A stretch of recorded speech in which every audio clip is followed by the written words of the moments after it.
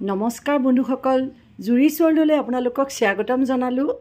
আজি মই আপোনালোকৰ বাবে হেল্ডি কুকিজৰ দুটা ৰেচিপি লৈ আহিম। এটা বনাম মই আটা আৰু চুগাৰ ফ্ৰী, আৰু আনটো বনাম মই ময়দাৰে আৰু বাটাৰ দি। যি হওক, এয়া চাওক। প্ৰথমতে আটাৰ বিস্কুটটোৰ কাৰণে মই 1.5 কাপ আটা ল'লোঁ, আৰু ইয়াতে মই কাঠবাদাম মানে এলমণ্ড পাউডাৰ 1 চামুচ ল'লোঁ, আৰু 2 চামুচ মই এয়া ল'লোঁ চাওক কোকোনাট অইল মানে নাৰিকলৰ তেল, আৰু সৰু চামুচৰ 1 চামুচ বেকিং পাউডাৰ আৰু অকণমান নিমখ ল'লোঁ।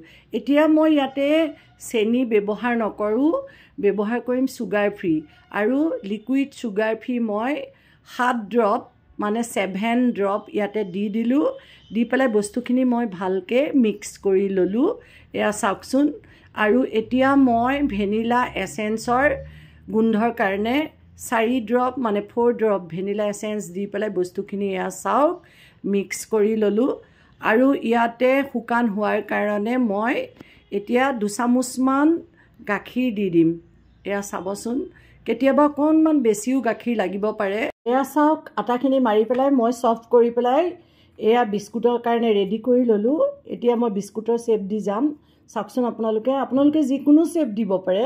মই এনেকৈ দিলোঁ, এইটো এনেকৈ পেলাই দিলোঁ।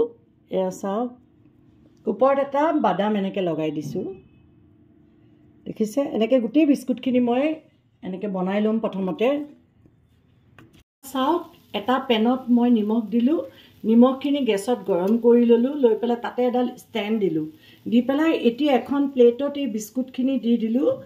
এয়া চাওক, বহুৱাই লৈছোঁ। বিস্কুটখিনি বহুৱাই পেলাই ইয়াতে দি এতিয়া মই ঢাকনা মাৰি পেলাই গেছ কমাই দিম, আৰু 20 মিনিটৰ পৰা 25 মিনিট সময় এই বিস্কুটখিনি মই বেক কৰিম। কেতিয়াবা বেছি সময় আপোনালোকৰ লাগি যাব পাৰে। বিস্কুটখিনি কালাৰটো ভাল হ'ব লাগিব, সেইকাৰণে মই চাই ল'ব আপোনালোকে। সেইকাৰণে মই এয়া চাওক, আজি মই বিস্কুটখিনি অভেনত বেক কৰা নাই, এয়া মই গেছত এনেকৈ পেলাই বেক কৰিছোঁ। আপোনালোকে দেখিছেনে? এয়া চাওক, মই ঢাকনা মাৰি এতিয়া বেক কৰিম।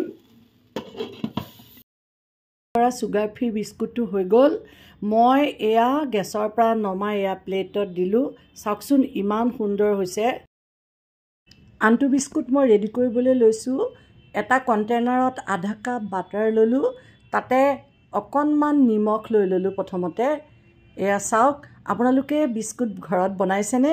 কেতিয়াবা বনাই চাবচোন, খুব ভাল লাগে বনালে। নিজে ঘৰত বনোৱা বস্তুবিলাক খাই সঁচাই বৰ ভাল লাগে। এতিয়া ইয়াতে মই আধা কাপ চেনি মিক্সিত পিচি পেলাই দি দিলোঁ। দি পেলাই ইয়াতে 2 চামুচ মই এয়া চাওক ব্ৰাউন চুগাৰ দিলোঁ। ব্ৰাউন চুগাৰটো দিলে অলপ ভাল হয় বিস্কুটটো, আৰু এয়া মই মিক্স কৰিলোঁ। এয়া মই চাওক, প্ৰথমতে বাটাৰ দি পেলাই এইখিনি চেনিখিনি মিক্স কৰি ল'লোঁ। অলপ ফ্লাফি হৈ গৈছে, দেখিছেনে? এতিয়া ইয়াতে মই বেকিং পাউডাৰ 1 চামুচ দি দিলোঁ, আৰু এয়া ভেনিলা এচেঞ্চ দিলোঁ, এয়া 4 টোপালমান দিলোঁ। তাৰপিছত এতিয়া ইয়াতে মই 1.5 কাপ ময়দা দিলোঁ। প্ৰথমতে আটা দি বনাইছিলোঁ, আপোনালোকে মন কৰিছিলেনে? এতিয়া মই 1.5 কাপ ময়দা দি পেলাই এইখিনি মিক্স কৰিম। চাবচোন, এনেকৈ মিক্স কৰিলোঁ। চাওক, ময়দাখিনি মাৰি পেলাই মই স্মুথ ডো এটা বনাই ল'লোঁ। এতিয়া বিস্কুটৰ শ্বেপ বনাই যাম, আৰু কেনেকৈ বনাম আপোনালোকে চাবচোন। এয়া চাওক, প্ৰথমতে মই এনেকৈ দিলোঁ। দি পেলাই এখন কাটা চামুচেৰে মই ইয়াত এটা শ্বেপ দি যাম। এইটো চাওক, এনেকৈ এখন কাটা চামুচেৰে এনেকৈ দি গ'লোঁ। দি পেলাই ইয়াতে মই এইটো পিস্তা দি দিলোঁ। এনেকৈ আপোনালোকে এলমণ্ড পিস্তা যিকোনো টুটি ফুটি দিব পাৰে। এয়া চাওক, এনেকৈ মই গোটেই বিস্কুটখিনি এইটো শ্বেপত বনাই যাম। চাবচোন, এয়া দেখিছে নহয় আপোনালোকে, বিস্কুটৰ শ্বেপখিনি মই কেনেকৈ বনাই ল'লোঁ। ভাল লাগিছেনে নাই আপোনালোকৰ? আপোনালোকে বেলেগ ধৰণেও বনাব পাৰে। এতিয়া মই গেছত বেক নকৰোঁ, অভেনত বেক কৰিম। আৰু অভেনটো মই ফ্ৰী হিট কৰি পেলাই 165 ডিগ্ৰী চেলচিয়াছত 12 পৰা 15 মিনিট সময় মই বেক কৰিম। আপোনালোকে চাবচোন। আনফালে অভেনত যে বিস্কুটখিনি বেক কৰিছিলোঁ, এই বিস্কুটখিনি মই অভেনৰ পৰা নমাই পেলাই প্লেটত এয়া আপোনালোকৰ আগত সজাই দিলোঁ। দেখিছেনে বিস্কুটখিনি ইমান সুন্দৰ হৈছে। আচলতে কি জানে, ঘৰত বিস্কুট বনালে স্বাস্থ্যসন্মত হয়, সেইকাৰণে আপোনালোকেও ট্ৰাই কৰিব বনাবলৈ।